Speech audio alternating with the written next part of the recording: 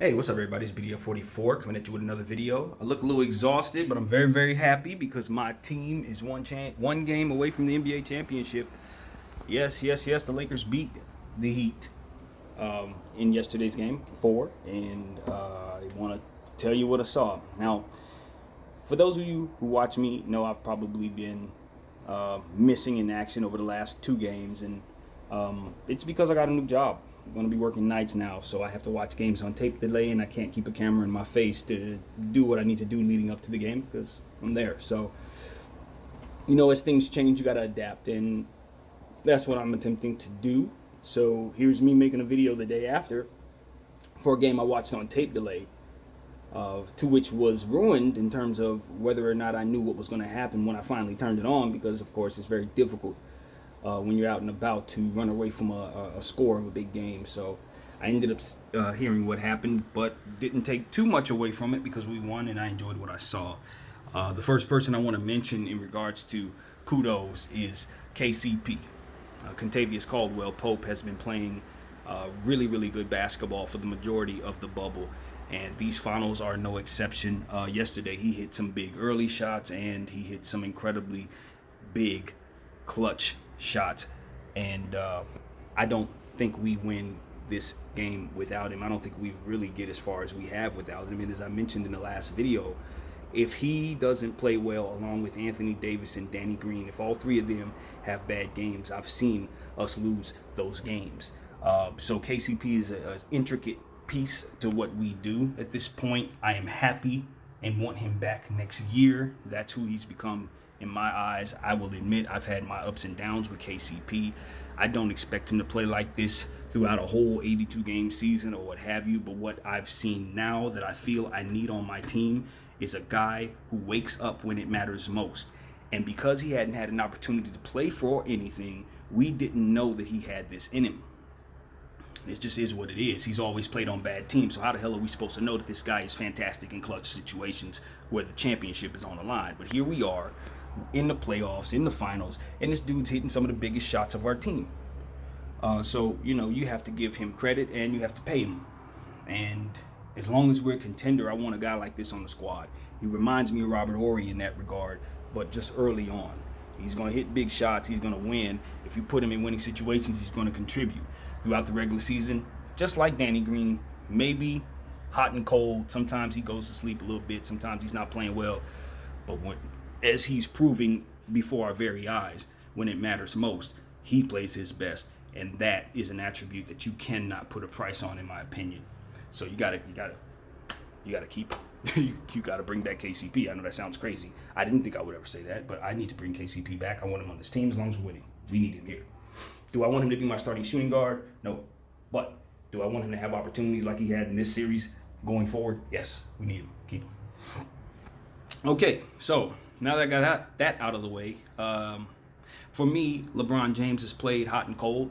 And last night I saw some things that I really liked, and I saw some things that I thought were a bit frustrating, but more so not frustrating to me, but I just felt like he was very frustrated at times. For a guy like LeBron James, when I look at him in these type of situations, he's lost a lot in the finals.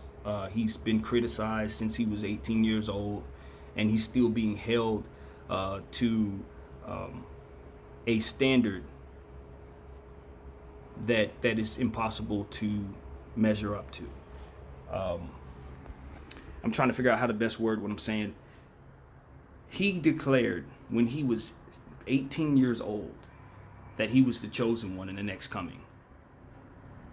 Guys have held him to that and have criticized him all the way up into this very second at 35, almost 36 years of age, because of something that he said about himself in confidence at 18 years of age. That bothers me. And yes, I'm referring mostly to Skip Bayless because he's the one who has referenced that, saying that LeBron declared himself the chosen one at 18. And he now declares that he must live up to that every single dribble of the basketball. I just resent it, and I think it's bad for LeBron's psyche. I think it could be potentially traumatizing for a young person. Obviously, damage is already done, but I'm saying leading up to it, starting a process like that and seeing it through can make it so that a person doesn't enjoy what it is that they love to do, can make it so that a person under pressure situations feels much more pressure than probably they would have if you would just shut your mouth and not do that shit. So yeah, that's how I feel, man. I just wanted to say that in regards to LeBron James, if he's struggling or if he looks like he's deep in his head or if he looks like he's clamming up like he didn't against the Dallas Mavericks at times or anything like that, I contribute a lot of that to the scrutiny and the trauma of being scrutinized in the fashion that he has, as to which most athletes can never relate to. I think maybe only 3 people in the sports period can probably relate to the level of scrutiny that LeBron James is going through. And it's just a testament to not only his greatness, but to the desperation of a lot of these media personalities and outlets and these corporations behind these personalities to continue to keep drama and keep shock value as a means of keeping us attentive to something that we already are paying attention to because we simply love watching the athletes do what it is that they do. We don't need the extras, and we certainly don't want our athletes being bullied by talking heads that would have nothing if not for those athletes who run around and do what it is that they love to do and express their art in that way. It's something that I think I've said a few times on here, but it's something that I think is important now that we're in the finals. LeBron James is not playing well in certain stretches, and it looks like he's really, really stressed out. That's the best way I can describe what I see in LeBron James and watching him in Game 4. He looks stressed out. Everything was magnified. If it was a missed call, it was a super missed call. If somebody messed up an assignment, it's like the end of the world type of reaction, and that comes from the intense pressure of constantly knowing that every word you say, every dribble of the ball, every shot you take, every shot you don't take, everything that comes out of your mouth in any way, shape, or form is going to be scrutinized, picked apart, and tossed aside as if it didn't matter, as if you don't matter. I just hate it. I don't think athletes sign up for that. I don't think entertainers sign up for that just because they're good at what they do and can garnish attention. They don't deserve to be intellectually bullied to the point where they can't even enjoy what it is that they're great at and that they love to do. So that, I know that's not necessarily what we're talking about here, but that's just the vibe that I got off of LeBron James. It was just so damn stressful watching him play a basketball game yesterday. And I know what's on the line, but it shouldn't be that. And the only reason why I believe it's that is because of what I just said. It's the scrutiny, man. It's knowing what they're going to say. Knowing their mouths are going to be bumping the gums. They're going to try to discredit you. Try to say that whatever you did didn't matter regardless how great you play. It's never enough. It just stresses you out. It looks like the guy ain't having no damn fun. And I resent that. I don't like that. As somebody who looks to want to do what it is that they love to do, I would hate for somebody to ruin it for me so they can make a name for themselves. You know what I mean? So that's what I want to say about that. I don't think LeBron played the greatest game, but he did hit some incredibly big shots. He did stay attentive. He did play defense, and ultimately he gave us what he had. But I just felt like his head, he was deep in the intensity of the situation, and it wasn't healthy. It didn't appear to be in a healthy way, in my opinion. Just like walking off the court with a couple seconds to go in Game 3. It just felt like he was embracing the negativity that could possibly be coming from the situation. Now I could be reading it wrong, but as somebody who pays a great deal of attention to things like this, I don't think I am. And I asked myself, watching him play last night, and even some of the highlights that I saw of Game 3, I'm wondering how long he wants to do this. Literally has nothing to do with his body and whether or not he's able to continue to do this. I'm just wondering how much longer he wants to feel like it seemed like he was feeling yesterday. How long do you want to feel like this, dude? How long do you want these idiots to continue to pick your life apart? You've been dealing with this all your life, damn near. Dude, how much longer do you want to do this? They're never going to let you catch Jordan. I don't care if you outdo him in championships. They're just going to bring back the fact that he never lost any finals, even though you've already been to more finals than he's been to. Even though you have more attributes in your game and are obviously bigger, faster, and stronger than him. You're never going to live up to his standard because, quite frankly, they don't want you to. Period. They feel like it's a lot more interesting if you're always trying to measure up rather than surpassing him. Because Mike, they can't scrutinize Mike. Mike's not going to be able to play no more. I just wonder how long LeBron wants to do this. I really do. But anyway, so that's what I had to say about LeBron in regards to that situation. Okay, moving on. AD, phenomenal basketball player, phenomenal basketball play. Big shots near the end, although KCP hits the most clutch shots in my opinion. Anthony Davis's defense and his dagger three at the end to go along with the rest of his heroics. Really, his consistent free throw, high free throw percentage, his consistency, getting tips and reflections and offensive rebounds and just doing all the things that we need him to do. We don't even get this far if we don't have an Anthony Davis on our squad. There's no way we get this far. He is the Finals MVP for me right now, even though LeBron James is making a hell of a case for it, and I don't think that we win as well without LeBron James. In fact, I would argue, that his play has been a bit more dynamic, particularly in Game 4. It seemed like the plays that he did, because of the intensity, because of everything that I just said, it seemed like his play was louder than AD's to me. But I think AD had a bit better. He had a better game. He was more sound. He affected more on the defensive end.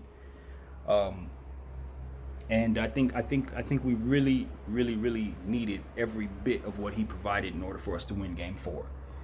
You got to give Miami credit as well. I don't want to take away nothing from them. They played a phenomenal game. Jimmy Butler has been absolutely amazing over these last 2 games. He is solidifying himself as a future Hall of Famer right now, in my opinion. Bam Adebayo coming back was a big deal. He's good.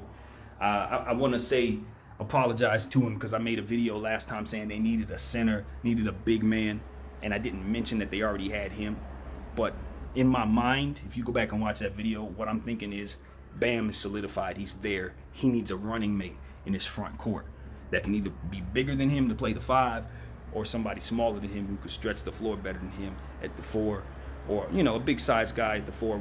Doesn't have to be smaller than him necessarily, but they need another big if they want to take it to the next level. If they're going to compete with the Lakers, they need Bam and somebody else. You know what I mean? So I mentioned guys like Karl Anthony Towns and stuff like that, but it wasn't because I thought that Bam was less than. He's just not enough in regards to winning the championships, to beating the Lakers, basically. They need another big. But I want to give them credit. Tyler Hero was hitting some phenomenal shots. That dude he got some sauce. The thing about Tyler Hero that I saw yesterday is some of the stuff that he was doing looked a bit quirky. He looked 20 years old out there. A couple of plays. Particularly, it was a layup where Anthony Davis was on his backside. He threw it off the backboard. It wasn't even close to making a layup. But Anthony, was on his tail. He heard those footsteps, and he knew I think that thing was going to be swatted to hell. So he just kind of threw it in the air. He just threw it up in the air, and it was just very lackluster. I think he assumed it was just going to get swatted. So maybe he thought he would hit it off the glass. Anthony Davis possibly would tap it, and he can get like a goaltending maybe. I don't really know. But that's the only logic I can make out of it. It looked kind of weird. But he also had another play where he was shooting over Anthony Davis, where he shot a teardrop that just fell in. It was very pretty, and a fall away jumper. He looked like mini Kobe out there in a fall away in the corner near the end of the game. You just got to give the credit to the kid. I mean, he has some phenomenal mechanics, and as he continues to grow, you can tell he has moxie. You can tell he has flavor, and I think the sky's the limit. It can go a lot of different ways. Of course, we've seen players who start off well and then injuries catch in and all of that. But if he's able to stay healthy and continue to grow as a player, I don't think there's going to be too many years he doesn't make all-star teams, especially in the Eastern Conference. He's just going to be a mainstay. And that's what I think. This early, he's like the Eastern Conference Devin Booker, in my opinion. Just a kid that comes straight out the gate shooting, and you already know what he's going to be before he even really grows facial hair. Like, it just is what it is.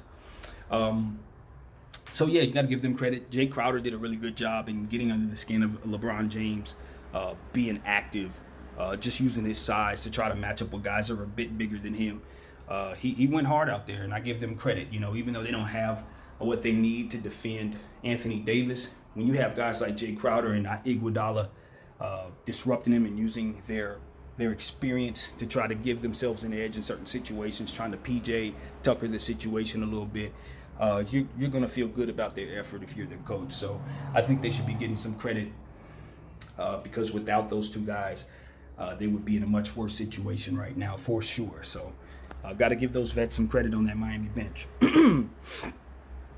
And yeah, man, just very happy to be in this situation. One more for my team.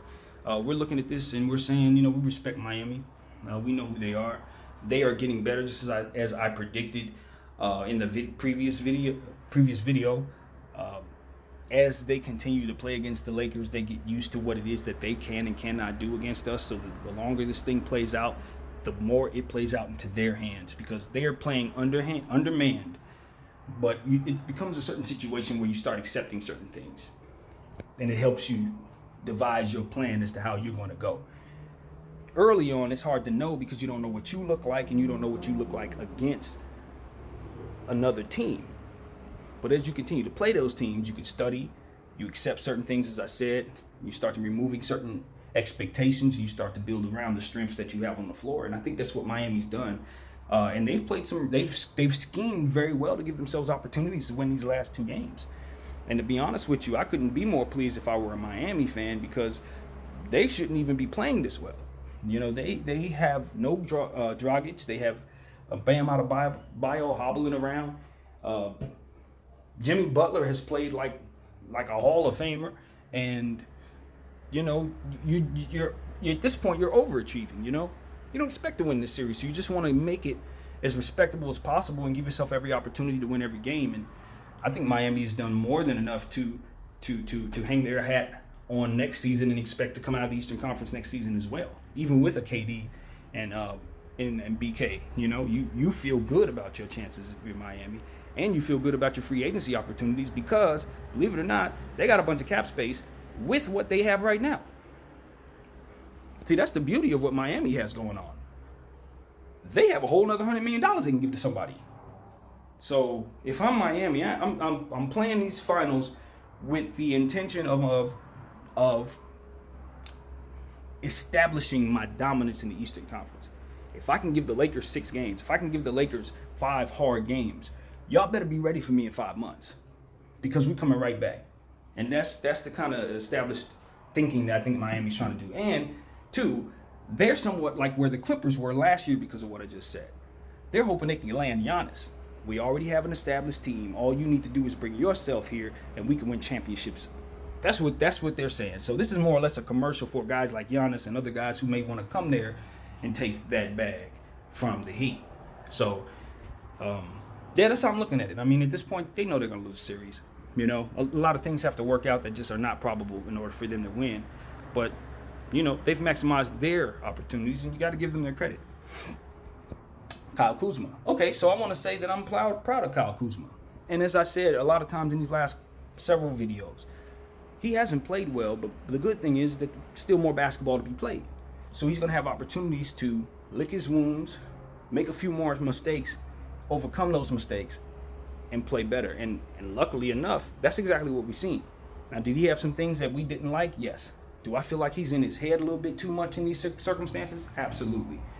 He had a hesitation situation that really pissed LeBron off, where he was supposed to make a pass at the top of the key to LeBron, hesitated on the pass, and Jimmy Butler was able to jump the pass and take it down the other way. One of those plays that LeBron James was really, really pissed about. So, yes, he did that. The following play, LeBron James, being the great passer that he is, the great mind that he is, knew that he had snapped on the kid a little bit, made sure he got him a three-point shot in the corner, and he knocked it down. Then he came back down, if I'm not mistaken, and scored again. So what we want to see is continued belief in Kyle Kuzma, especially when he makes mistakes such as those self-doubt type of mistakes.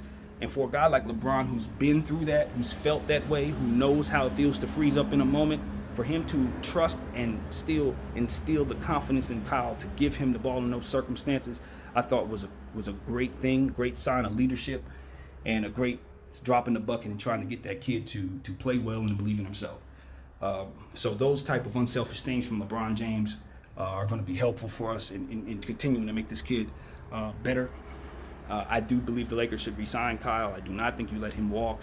He's too talented of a scorer naturally. We just have to continue to work on him. And what I want to see Kyle do in the offseason is just, take on some meditation tactics and things like that. Yoga, something like that. Something that'll slow down his thinking and allow him to embrace his stress in ways that allow him to think positively and all that other mental bullcrap. Because that's what he really needs to do. He's self-conscious out there. He's unsure of himself out there. He's second-guessing himself out there. And a lot of that is just mental. A lot of that is confidence, esteem stuff that you have to work on outside of basketball. But it will help you if you do. And that's what he needs to do. He needs to work on that. He needs to work on his mind in the offseason, as well as his footwork and his game, of course. But I think I'm still seeing things that I like in Kyle Kuzma. I still think of him as a pup. So though he's made some mistakes, he's a young player getting finals experience, and that's more than a lot of guys out there who are able to say at this moment. So, yeah, I think Kyle's going to be better for this series. And his struggles, I think, are going to they're going to end. I think he's going to play better. So keep watching young Kuzma, and hopefully everything works out for the next 2 games, or the next game rather. Hopefully we don't even have to play 2 games, but the next game, hopefully he's able to end this series on a high note. So what else? Yeah, man, that's what I want to say. Just a lot of good stuff on the defensive end. The game was very close. I would like to see us continue to shoot the ball as well as we have. If we do that, the series is over. We got one more win. That's it. Number 17 is upon us. We've never been closer to the Boston Celtics than we are right now. They have 17 championships. We're 1 game away from our 17th championship. It's that simple. Go Lakers.